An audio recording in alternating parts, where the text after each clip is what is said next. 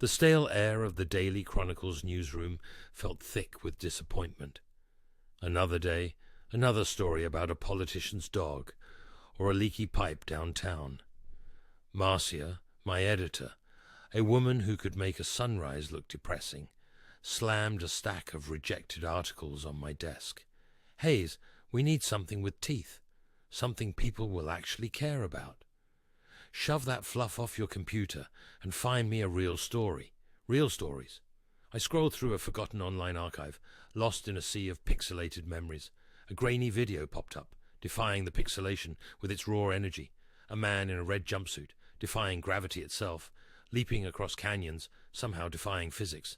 Skyfire, the caption read. The name hit me like a punch to the gut. Everybody had forgotten about him. 5 years ago, he'd been the biggest thing in the city, a hero who seemed more myth than man. Then, suddenly, he vanished. Reporters like me had hunted for him, chasing ghosts of broken promises and fading legends. What if there was something left to find? The only lead I had was a half-remembered rumor about a place called The Cage, a stunt school hidden in the Nevada desert. So I packed my bags, grabbed my camera, and headed for the empty landscape. The winds whipped sand into my face as I approached a cluster of rusted metal buildings.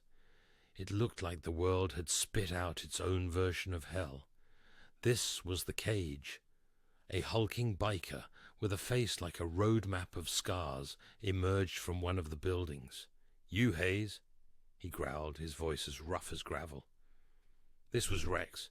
He was everything I hadn't expected. Gruff, harsh, suspicious. Still, when I watched him train, defying gravity with a precision that defied both logic and death, my skepticism melted away. Every move had the resonance of Skyfire. It was him, even if he denied it. "You want answers about Skyfire?" Rex said, his voice dropping to a menacing whisper. "You think the man was all sunshine and rainbows? He made his own mistakes, walked a tightrope over a ledge we wouldn't dare to try. He paid the price." Rex wouldn't talk about his past. Dee, a rookie apprentice, filled the silence. "Rex, he's a legend," she said, her eyes bright with admiration. "He could take a fall and turn it into a triumph." Legend or ruined man? The question gnawed at me. I found Skyfire's old journal tucked away in a dusty corner. He wasn't the unblemished hero the public thought. He wrote about the cracks, the pressure, the ache of knowing he was more man than machine, and the toll it took. He'd chosen to end it all, but not on his terms.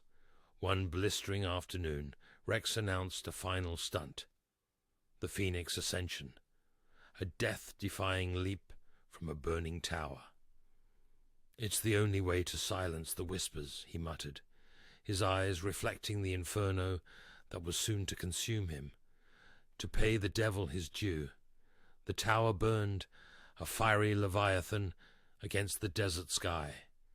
Dee cried out, trying to reach Rex, but I felt a chilling calmness settle over me.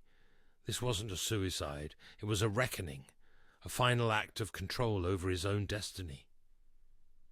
With a final surge, Rex leaped into the inferno. For a moment he seemed swallowed whole, a disappearing flicker against the monstrous flames. Then, through the smoke, he emerged. He wasn't consumed. He stood there, silhouetted against the fire, his scarred face etched with a chilling peace. His eyes met mine, burning brighter than the inferno itself. "Skyfire might be dead," he whispered, a smirk playing on his lips, "but the devil's due is always collected.